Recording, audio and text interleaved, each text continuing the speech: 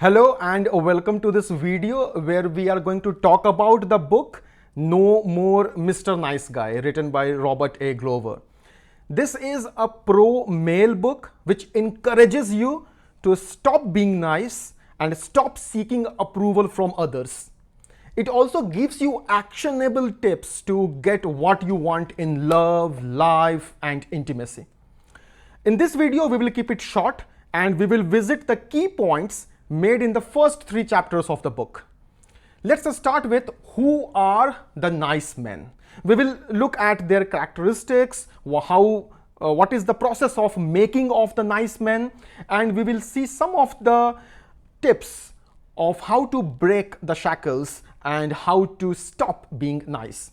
Let's get started with who are the nice men. Well, have you seen a person or know a person who lets people ridicule him, make fun of him, walk over him, but he tolerates to avoid conflict? Have you seen a person who tells others what they want to hear and adapts himself based on whom he is speaking to or whom he is talking to? Have you seen a person or do you know a person who is henpecked and lets his wife run the show? Or do you know a person who is not comfortable saying no? You must have seen a person like that, or you must have maybe felt yourself in a similar way, or you might attach to more than one of the traits we just mentioned. There are a category or a big majority of people, men especially, who try to be nice and they try to seek approval from others, but in the end don't get anything or don't get anything enough from others or from life.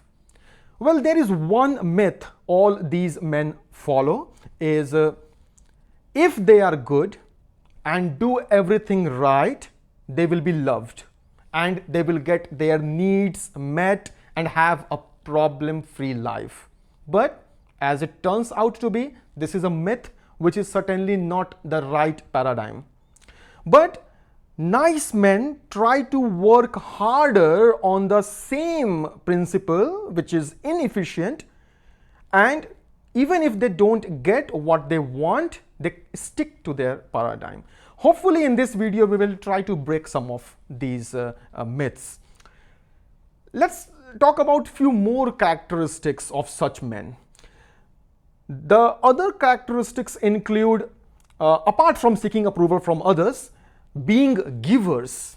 These men are usually generous, they are kind, they try to address the needs of the other people, they will try their best to avoid any conflict, they will repress their feelings, they will not express them, and they will have difficulty making their needs a priority. They believe that they cannot be wrong and they must hide their flaws and mistakes. Well, you may be wondering that what's wrong in being a nice guy. Well, if you are a guy, you might relate or you might know someone who is very nice to girls and who has lots of friends who are girls but doesn't date many. So basically, nice people most of the time are taken for granted. They don't get what they want, and apart from that, they are compartmentalized. The thing is, they use what they have in order to get validations and approval from others. For example, nice people may use their wealth or their intellect or their talent or their skill or their possession, like a beautiful wife or a cute child or a fancy car, so as to attract attention from others. Not only that, they will project themselves to be perfectionist, and this makes them so smooth. Actually, this makes them look so smooth that it's very difficult for others to stick to them. It's very difficult for others to relate to them. Humans relate with their shared interests, with their shared problems, with rough edges. They don't stick to someone who is so perfectionist or who is so smooth. Next thing about what is wrong in being a nice guy is nice guys give but with an intention to receive back. So basically they give to get, and hence they are passive aggressive, and they are full of rage when their effort doesn't lead to any result.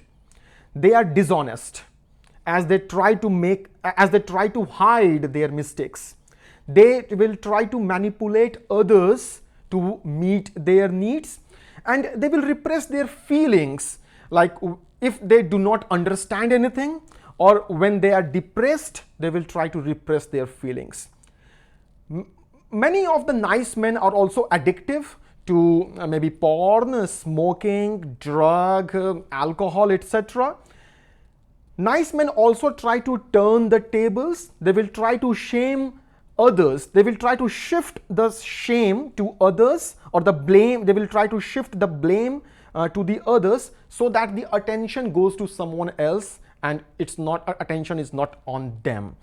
As a result, despite being intelligent and talented, nice men are not fully successful. They are relatively successful, and if they stop being nice, I think they will have much more opportunity and much more area to express themselves and develop their life.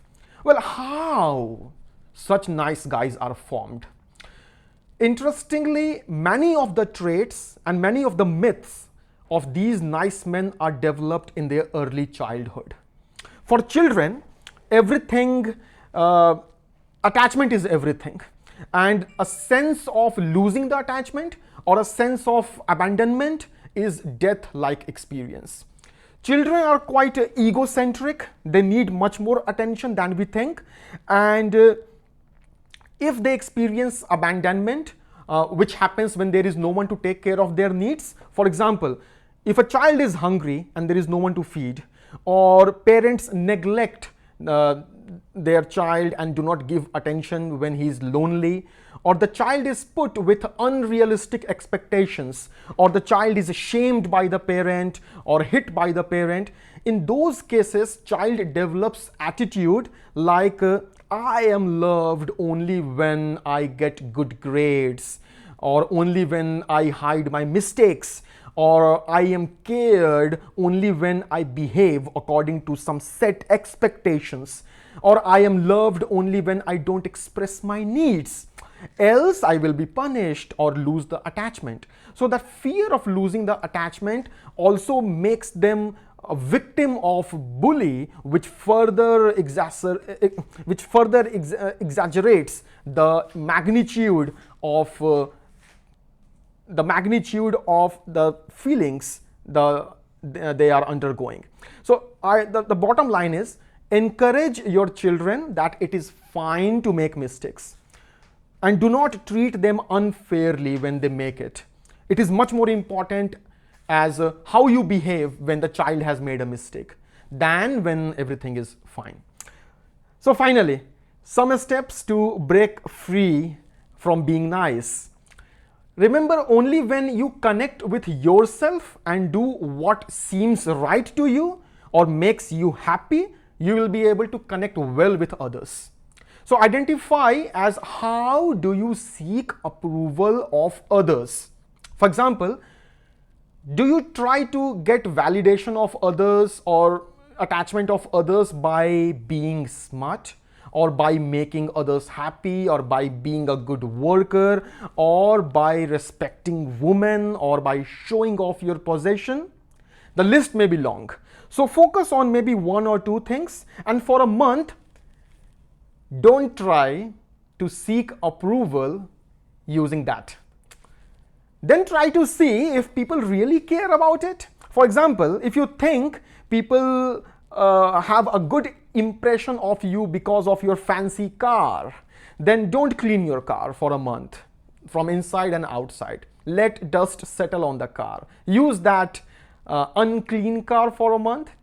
See, does it really make a difference? And also check, like, okay, after a month, if you clean your car, do you see any difference in the behavior of others towards you? Maybe yes, maybe no, but this kind of experiment will uncover any dysfunction or any difference between what you perceive and what the reality or what the truth is. For example, most people won't even notice that you have deactivated your Facebook account for a month or what kind of possession do you have.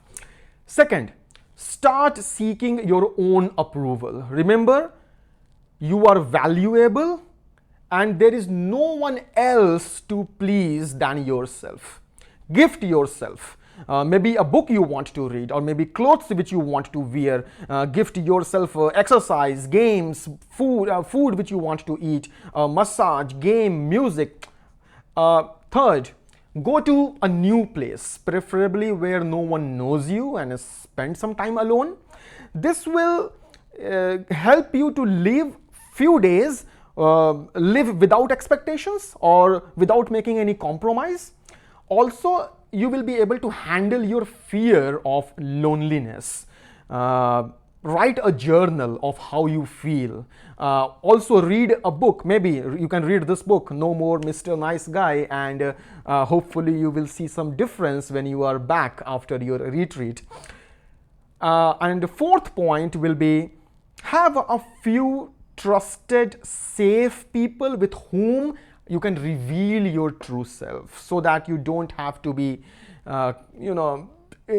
always hiding your feelings. You need someone to share or talk to. So, to conclude this video, remember that you are not bad. You don't have to do anything to win approval from others. You don't have to hide your perceived flaws or mistakes. And people can love you just the way you are. Hopefully you like this video. Thank you so much for watching.